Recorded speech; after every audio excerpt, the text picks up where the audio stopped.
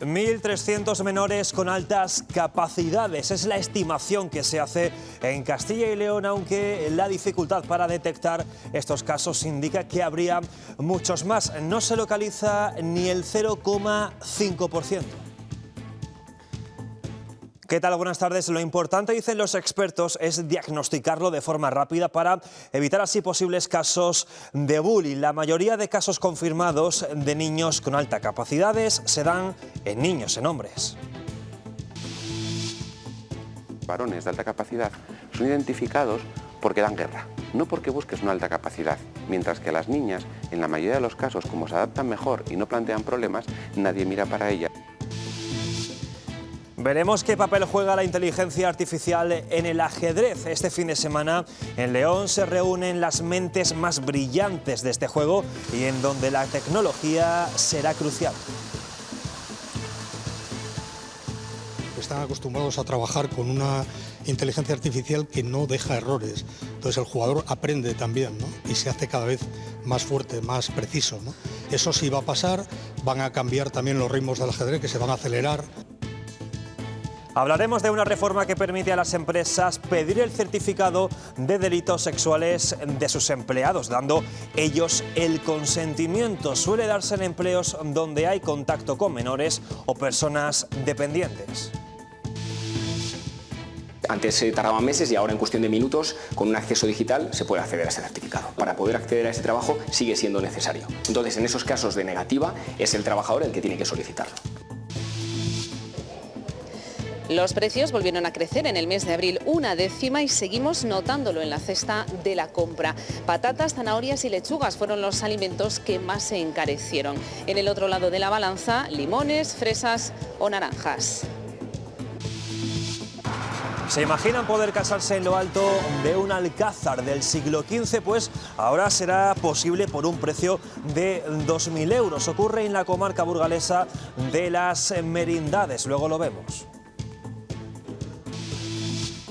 Y hoy el cielo se irá cubriendo poco a poco, trayendo algunas precipitaciones. Las mínimas y máximas suben y se van a superar los 20 grados.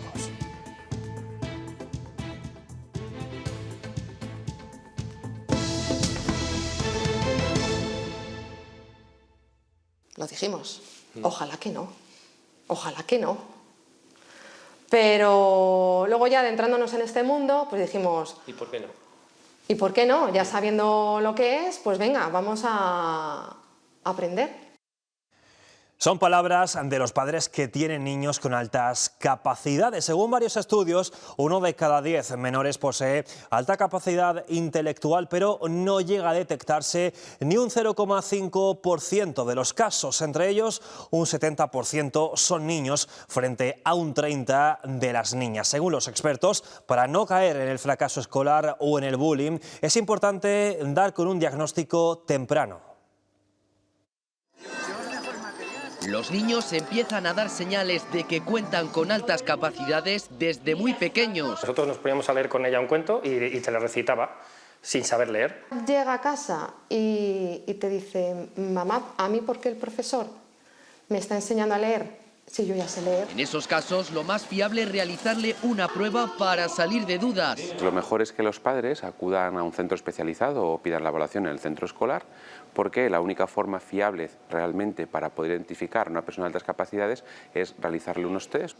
Y a partir de ahí ya se toman medidas para potenciar su educación, como adelantarles un curso. Pero los padres también tienen que aprender a gestionar esta situación. Hacer hincapié en que no aprenden solos, hay que enseñarles y hay que acompañarles. Para darles a los niños lo que necesitan tienes que trabajar con profesionales. Existen diferencias por sexo a la hora de detectarlo. Muchos niños, y ahora me refiero a varones de alta capacidad, son identificados porque dan guerra, no porque busques una alta capacidad, mientras que las niñas, en la mayoría de los casos, como se adaptan mejor y no plantean problemas, nadie mira para ellas y por lo tanto no se evalúan. En Castilla y León hay detectados 1.300 niños con altas capacidades. Los mejores jugadores de ajedrez de todo el mundo se apoyan desde hace tiempo en la tecnología. Ahora la inteligencia artificial supone una nueva herramienta para mejorar sus capacidades y al mismo tiempo para luchar contra el fraude en las partidas. Ciberseguridad y ajedrez se unen hoy en León en un nuevo movimiento. Los ordenadores son rivales en el tablero desde hace décadas, evaluando posiciones y movimientos. El Big Data ha dado grandes maestros cada vez más jóvenes y ahora los algoritmos les harán más infalibles, pero sin desbancar al jugador. Están acostumbrados a trabajar con una inteligencia artificial que no deja errores. Entonces el jugador aprende también, ¿no? Y se hace cada vez más fuerte, más preciso, ¿no? Eso sí va a pasar, van a cambiar también los ritmos del ajedrez, que se van a acelerar, partidas cada vez más rápidas, más emocionantes. Frente a las críticas de restar creatividad a este deporte, para los expertos de esta jornada que organiza el INCIBE y el Magistral de Ajedrez de León, no es un jaque mate, sino una oportunidad, por ejemplo, para evitar el fraude. Detectar a los tramposos y evitar que un juego de caballeros, un juego con 1500 años de antigüedad, se vea, digamos, ensuciado por este tipo de comportamientos. Ponencias, partidas simultáneas y hasta un duelo de hackers para mostrar cómo se combate con inteligencia artificial las ciberamenazas. La tecnología no es algo hostil o algo ajeno a nosotros, sino que lo tenemos que incorporar sistemáticamente para ser mejores profesionales. Sinergias que transforman el talento sobre el tablero. La mayoría, el 83% de los alumnos con necesidades especiales están matriculados en centros ordinarios comunes de la comunidad. Son datos del último curso, aunque hay diferencias por territorios. En la mayor parte de ellos se supera el 80%. Hoy en Zamora se ha hecho un taller para que niños y adultos con síndrome de Down socialicen a través de un juego. Alba Villalba.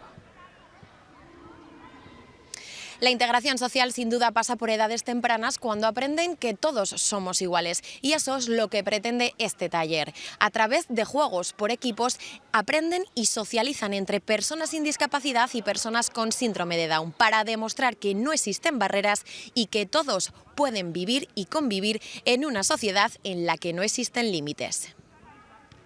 Son Óscar, Saúl y Alberto, los nuevos árbitros del Estadio Ruta de la Plata. Yo quiero ser de mayor, pues ser árbitro. Son los encargados de comprobar que se cumplen las normas en los diferentes ejercicios. Participa la gente y yo tengo que tratar que tienen que recibir las cosas y que no haga penaltis. Los adultos son los árbitros y los niños de la asociación están integrados dentro de los grupos y tienen que formar parte del equipo para que se puedan resolver las diferentes actividades. Se busca su integración social al completo en la sociedad y qué mejor que empezar desde pequeños a convivir y relacionarse con ellos. Si estoy acostumbrado de pequeño a trabajar dentro de la diversidad, pues de mayor sabré hacerlo también. Me lo estoy pasando bien con niños. Aunque tengan problemas, yo me lo paso bien, porque si no sería pues muy aburrido, que todos fuéramos iguales. Cómo ordenar las palabras sin confundirme y muchas cosas más. Además, no solo se ha puesto en valor la unión de la sociedad, sin diferencias ni prejuicios, sino que todos han aprendido a través del juego y sus compañeros. Lo que pretendemos es una estimulación global de los niños a través del deporte, pero además añadimos ejercicios de estimulación cognitiva, en este caso de lectoescritura. Un día que bien podría ser el día a día de la sociedad, todos unidos, sin etiquetas y con la misma ilusión de conseguir sus sueños. Luis Tudanca pide que el odio a los demás no triunfe tras la campaña de acoso contra el PSOE y Pedro Sánchez, que denuncia el partido. El líder de los socialistas de nuestra comunidad lo ha dicho en la clausura de la Escuela del Gobierno del PSOE en Salamanca. No hablaré mucho más de Europa. Unas declaraciones de Óscar Puente en ese mismo escenario han desembocado un roce diplomático con Argentina. El ministro de Transportes se refería ayer así a Javier Milei. Hay gente muy mala que siendo ella misma ha llegado a lo más alto. Milei, por ejemplo, Trump. Yo he visto a Milei en una tele, no sé en qué estado y previa a la ingesta o después de la ingesta de qué sustancias.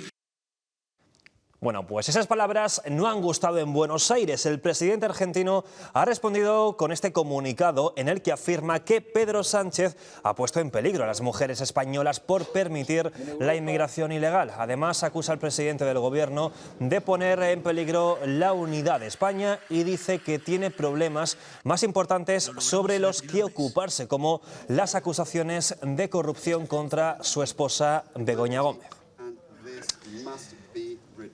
Núñez. Feijóo califica como lamentable el incidente y reclama la dimisión del ministro Óscar Puente. Sostiene que es inaceptable que se tensionen las relaciones con un país hermano. Vox también reprueba a Puente, mientras que Podemos califica a Milei como un fascista. España merece otro nivel. España está a otra altura. Hoy el señor Puente debería de dimitir o ser cesado, pero ni va a dimitir ni va a ser cesado porque Puente y Sánchez disfrutan del lodazal en el que intentan meter a España. Yo creo que es de una gravedad extrema y creo que la Moncloa ha respondido con otro comunicado en el que rechaza los términos empleados por Milei y los califica como infundados. Pedro Sánchez no ha mencionado este incidente en un mitin en Montmeló. En él ha cargado contra PP y Vox por sus leyes autonómicas de concordia. Es que han puesto al PP de Feijóo frente al espejo. ¿Y sabéis lo que ha visto? El Vox de Abascal. Eso es lo que han visto. Quiero decirles que el Gobierno de España va a defender la memoria democrática y la dignidad de las víctimas del franquismo. Lo vamos a hacer por todos los medios del Estado de Derecho. Naciones Unidas recuerda que su informe sobre las leyes de concordia de PP y Vox no son vinculantes. Sostiene que es una carta con recomendaciones elaborada a partir de una petición del Gobierno de España. La ONU matiza que los relatores que la han redactado son expertos independientes y que no forman parte de su plantilla.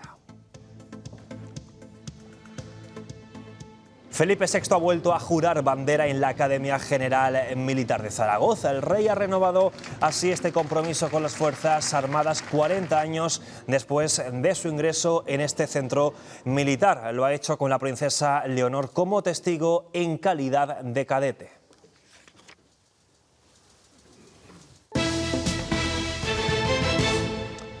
Vendían gominolas contaminadas con drogas de síntesis. Policía Nacional y Guardia Civil han desarticulado una organización que hacía envíos por Internet a toda Europa. De origen holandés, estaban afincados en la Costa del Sol. Hay 15 detenidos. Se han intervenido más de 12.000 bolsas de chucherías con THC.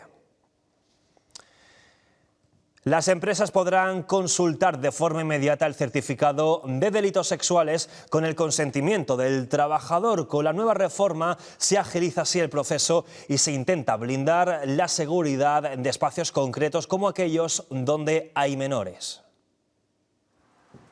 Desde hace solo unas horas se podrá pedir información de un trabajador para conocer si hay antecedentes penales de tipo sexual que hagan incompatible su idoneidad en el puesto. Se reforma el acceso por parte de determinadas empresas, ONG y colegios profesionales para poder acceder de forma periódica, de forma en tiempo real, de forma automatizada, a el certificado de antecedentes penales de delitos sexuales. Para que la empresa acceda a este certificado, antes debe de dar su consentimiento la persona implicada, pero no evita que se acceda a esa información. El requisito de este certificado para poder acceder a ese trabajo sigue siendo necesario. Entonces, en esos casos de negativa, es el trabajador el que tiene que solicitarlo. Porque, por ejemplo, esto es necesario si trabajamos con menores a nuestro cargo o en un entorno de vulnerabilidad con personas mayores o dependientes. Claro que sí, que beneficia, mayormente donde hay niños. Supongo que ahí es donde más hay que poner la atención. Y mientras un ciudadano puede pedir que se extingan su historial delictivo en un plazo de 10 años... En este registro de delincuentes sexuales puede llegar incluso a 30 años desde el día siguiente a aquel en el que remita la pena. Con esta reforma se agilizarán los procesos pasando de un mes a tan solo unos minutos para conocer el pasado penal. Y hemos conocido que solo de 3 provincias de Castilla y León se han recibido ofertas de espacios que cumplen las condiciones necesarias para el proyecto de crear locales de atención a víctimas de violencia sexual. Por esto, ahora el Gobierno autonómico vuelve a abrir la convocatoria. Samuel Senovilla. Así es, la Junta de Castilla y León volverá a publicar la convocatoria para la adquisición de locales destinados a la apertura en cada una de las 9 provincias de centros de crisis 24 horas, que sirvan para atender a las víctimas de violencia sexual de forma presencial y permanente. Y lo hace después de que en Ávila, Palencia y Soria no se haya ofertado ningún local y que en otras 3 provincias estos no se adecuaran a las pautas de la convocatoria. Para ello, la Consejería de Familia e Igualdad de Oportunidades modificará la cláusula de localización, que permitirá aumentar el radio, incrementando así el número de locales que puedan concurrir a esta convocatoria. Detectar una enfermedad neurológica a tiempo es vital para iniciar su tratamiento. Por eso no se pueden dejar pasar los primeros síntomas. Más aún, Sergio Perela sí se vive en el medio rural. El año pasado las primeras jornadas de neurorehabilitación tuvieron lugar en Cuéllar y este año se han venido a Nava de la Asunción. Las enfermedades neurológicas están a la orden del día y en el medio rural es más difícil tratarlas y rehabilitarlas. Las patologías neurológicas avanzan en precocidad en su detección y en la precisión de sus tratamientos, pero las dificultades del día a día para los pacientes se acrecientan en el medio rural. Porque hay mucha carencia de servicios. Creo que en el medio rural tenemos que tener la particularidad de intentar que esos equipos multidisciplinares puedan llegar a tratamientos domiciliarios. Estas jornadas nacieron con el objetivo de cerrar esa brecha, pero a la vez se convierten en un foro en el que se habla del futuro, que pasa por la robótica. Podemos ofrecer un entorno seguro al paciente mientras realiza esa actividad y además nos aportan numerosas repeticiones a lo que sería la realización de un mismo movimiento. También nos dan mucho feedback, es decir, la persona puede estar retroalimentándose, sabiendo cómo realiza la actividad mientras la está ejecutando, qué resultado ha obtenido. También son dispositivos muy flexibles, nos permiten adaptarnos a las características y necesidades de cada persona. Unas jornadas que sirven de punto de unión y encuentro para profesionales, pacientes y familiares. En Valladolid acaba de terminar una de las citas solidarias más veteranas y también queridas, la marcha Asprona. 20 kilómetros de recorrido donde se unen deporte y solidaridad. Parece que el futuro de esta marcha en el Valerio está más que asegurado. Así es, aunque acabe de cumplir 47 ediciones, la marcha Asprona tiene el futuro asegurado porque cada vez hay más jóvenes que se apuntan a la misma. De hecho, el pasado año el 30% de los inscritos era menor de 25 años y en esta ocasión, de los 4.000 andarines, el 30% se inscriben por primera vez. Y aunque se han reducido las distancias, lo que permanece igual es el objetivo, ayudar a personas con discapacidad y la forma de hacerlo, ya que los andarines tienen que conseguir quien les patrocine los kilómetros recorridos. Y donde también se han modernizado y actualizado es en la forma de entregar esa participación. Ese dinero se puede hacer ahora mismo a través de transferencia o incluso Bizum. Al principio cuesta, pero luego ya te vas adaptando y entras en calor y bien.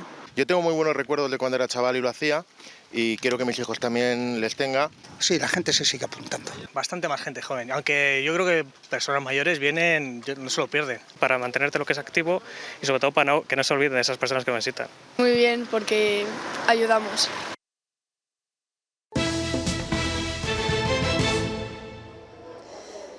Los precios volvieron a subir en el mes de abril, 1/10, y comer cuesta un poco más. Aunque no todos los productos se comportaron igual. Entre los alimentos básicos que crecieron de precio encontramos las patatas, las zanahorias y las lechugas. También subieron los huevos o la leche entera. Del otro lado de la balanza encontramos frutas como la naranja, la manzana o las uvas y también otros productos como cebollas o limones. Capítulo aparte merece el aceite, sigue creciendo y ya lidera la tasa interanual de subida de precios. El aceite ya es increíble. Yo patatas como las cosecho yo y la verdura la cosecho yo, pues no gasto. Las patatas están carísimas, carísimas, carísimas. Y es un producto que tenemos tendencia a usar con frecuencia. Sí, sí que lo seguimos notando, sí. La carne y todo ha subido muchísimo. De hecho, bueno, lo vemos todos, que vamos al supermercado y con 50 euros no llega a nada. Además del viñedo, otros cultivos pueden verse afectados por las heladas y las bajas temperaturas de estos días. Es el caso del pistacho. Las hectáreas en Castilla y León representan el 5% de la producción nacional, pero necesitan muchos cuidados para que la cosecha sea rentable. El pistacho está de moda. Cada vez vemos más platos que incluyen este preciado fruto en sus recetas. Hasta en embutidos, en helados, en todas las en confitería. Las plantaciones de Castilla y León representan el 5% del total nacional, con alrededor de 5.000 hectáreas como estas. El producto que hay que echar, luego el alimento que necesita el árbol, que necesita oro, necesita molibdeno, hay que tratarle con cobre. Las heladas pueden poner en jaque la producción si no se toman medidas preventivas. Tenemos un problema aquí con las heladas. Es un cultivo muy nuevo. Estamos aprendiendo, hemos cometido errores. A pesar de los desafíos iniciales, el pistacho tiene una rentabilidad potencial, sobre todo si se logra superar las dificultades climáticas. Puede ser muy rentable. Yo este año, si se logra la cosecha, pues yo ya coseché hace 2 años y son precios muy buenos, 3 euros o más por kilo de pistacho. Y 1.000 kilos de pistacho, 3 euros, son 3.000 euros. Para obtener mejores precios y control sobre el producto, los agricultores locales han formado una procesadora. Los socios nos reunimos a la hora de vender y vendemos pues una cantidad de todos, sacamos una producción. Con la esperanza de una buena cosecha y el esfuerzo de los agricultores, el cultivo del pistacho sigue creciendo en Castilla y León. El clima está afectando también a los cazadores. Los cambios de temperatura están provocando un descenso de la fauna en algunos puntos de la comunidad, un problema que afecta sobre todo, Lucía Reñón, a la caza menor. Sí, en la Federación de Caza de Castilla y León coinciden en que cada vez hay menos especies como codornices, perdices o conejos. Todo lo contrario sucede en el caso de la caza mayor. Debido a algunas normativas, como la prohibición de la caza del lobo, cada vez se ven más animales de estas especies. De todo esto se ha hablado mucho hoy en Villarcayo, y es que aquí se está celebrando la segunda edición de la Feria de Caza, Pesca y Micología de las Merindades, una comarca burgalesa en la que la caza es una actividad fundamental. Cada vez hay menos caza menor. El número de especies como perdices o conejos está disminuyendo en Castilla y León. Las altas temperaturas provocan que algunos animales emigren hacia las regiones del norte, aunque afectan también otros factores como las enfermedades y algunos avances en materia de agricultura. Antes, por ejemplo, había mucho más arroyos, los campos no se abonaban con productos químicos tan fuertes como ahora. Un descenso que afecta especialmente en nuestra comunidad a las codornices. De más codornices se cazan en Castilla y León. La mitad de las que se cazan en España se cazan en Castilla y León. Todo lo contrario sucede con la caza mayor, que en los últimos años ha experimentado lo que en la Federación de Caza denominan una explosión. Hace 50 años yo no había visto nunca un corzo ni un jabalí. Y ahora ya no se talan los montes como antaño y entonces están más túpidos y entonces encuentran un hábitat más adecuado. La Federación asegura que prohibir la caza de especies como el lobo puede producir perjuicios. Nosotros no decimos que haya que matar los lobos porque sí, sino que regular las poblaciones. El corzo, el jabalí, los ciervos, cuando hay mucho, ¿qué pasa? Que salen unas enfermedades. Unas condiciones que afectan a los más de 500.000 cazadores federados que hay en toda España. Tenemos ya asumido que los perros guía son los ojos de los usuarios de la ONCE y es habitual que nos acerquemos a tocarlos o a darles algo de comer. Pues bien, ese gesto puede distraerles e incluso indisponerles en su trabajo. Teo tiene experiencia con un perro guía de la mano. Lender es su 7º compañero. Es ya como un compañero que además pues me lleva, me presta sus ojos para llevarme por ahí, y aparte de eso, pues como convivo noche y día con él, pues es un amigo. No todas las razas valen para este trabajo. Por ejemplo, las razas calificadas como peligrosas. Las hay que no tienen actitudes o condiciones, bien porque no se adaptan a los ruidos, a un medio un poco hostil, etcétera, etcétera, y se desechan. Y puntualizan que cuando veamos a estos perros por la calle no les demos comida, aunque parezca un gesto cariñoso. Cuando vaya llevando a una persona ciega, haciendo su función, lo mejor es ni distraerlo, ni tocarlo, ni darle nada de comer.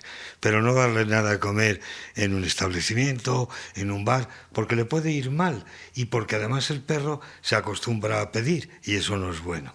Perros que realizan una importante labor diaria de corazón y ayuda.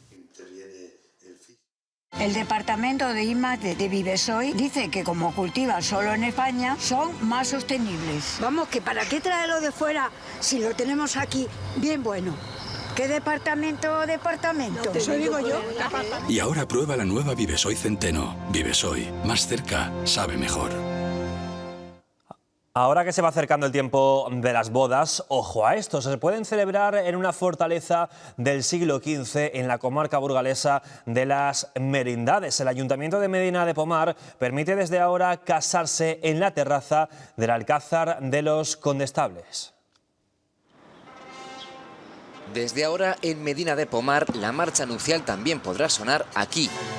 El Ayuntamiento ha modificado la ordenanza de tasas de matrimonios civiles para que las parejas que lo deseen puedan darse el sí quiero en la terraza del Alcázar. Pues demandaban el tener un poquito más de tiempo, un poco más de privacidad, y ahí nos surgió la idea de plantear pues, el ofertar esa terraza y así tener toda una mañana para poder disfrutar de la boda. Hasta ahora las bodas se celebraban en el Salón de Plenos del Ayuntamiento y en el Salón Noble del Alcázar, mientras al otro lado de la puerta continuaba la actividad en esos espacios. Ahora los novios e invitados pueden contar con las torres para ellos solos durante toda una mañana. Puedes venir antes a hacer el montaje de la boda, a desmontar, luego los invitados e invitadas pueden pasearse por el museo, conocerlo, que a veces bueno, pues son de fuera y lo demandaban, y damos un servicio pues yo creo que un poquito más exclusivo. Casarse en el Ayuntamiento cuesta 150 euros y 200 en el Salón Noble del Alcázar.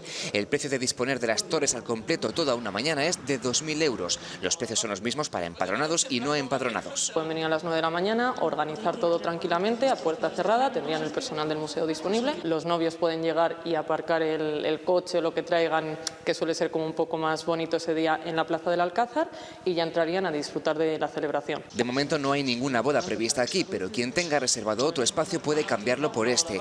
El Ayuntamiento medinés cree que esta nueva opción puede aumentar el número de matrimonios. El año pasado se celebraron en Medina 6 enlaces civiles y solo 1 por la Iglesia.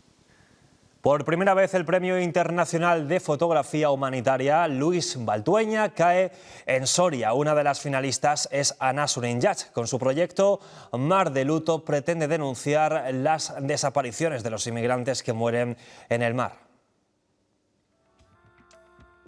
Fotografías de migrantes desaparecidos al intentar cruzar el océano en busca de una vida mejor, sumergidas para poner rostro a un drama que cada día suma 9 vidas. Es hacer visibles aquellas muertes que Europa quiere invisibilizar. Es Mar de Luto, de Ana Surinyach, resultado de la investigación de 2 pateras desaparecidas. Conocer a los familiares, a conocer las historias de aquellas personas que habían desaparecido.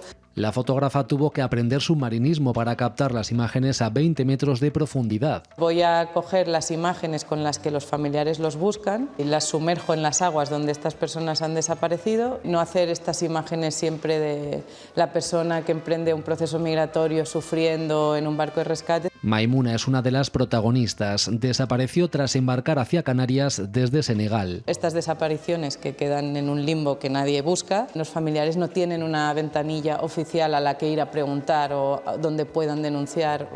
Es un desamparo total. Su trabajo le ha valido ser finalista del 27º Premio Internacional Luis Baltueña de Fotografía Humanitaria, que también refleja otras crisis que han quedado en el olvido, como las guerras de Etiopía o Myanmar o el éxodo rural y su impacto en el medio ambiente. Fotografías que pueden visitarse en esta exposición de Onfoto Soria hasta el 27 de mayo.